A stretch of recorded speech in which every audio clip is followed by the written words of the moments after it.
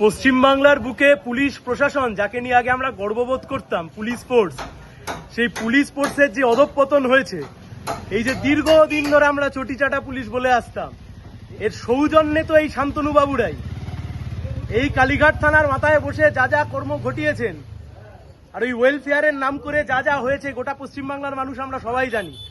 কিন্তু দুঃখের কথা এটাই যে যাকে একসময় স্কটল্যান্ড ইয়ার্ডের সাথে তুলনা করা হতো, বিদেশের পুলিশের সাথে আমাদের পুলিশের তুলনা করা হতো, তেমনি পুলিশের বাড়িতে আজকে ইডির রেড হচ্ছে এবং সেই রেড থেকে সম্পত্তি খুঁজে পাওয়া যাচ্ছে বলে শোনা যাচ্ছে। পশ্চিমবাংলার প্রশাসনকে আর কত নিচে নামাবেন আমরা, কত নিচে দেখবো আমরা?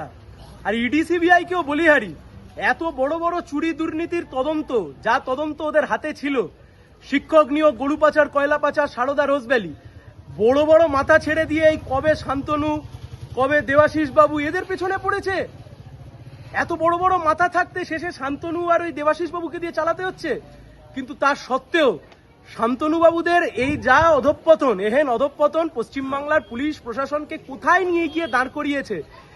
এই সব মাতব্বরেরা গোটা ফোর্সের নাম খারাপ করেছে। এই মাতব্বরেরা, সব পুলিশ খারাপ নন, কিন্তু পুলিশকে প্রভাবিত করেছেন এই শান্তনুবাবুর মতো লোকেরা।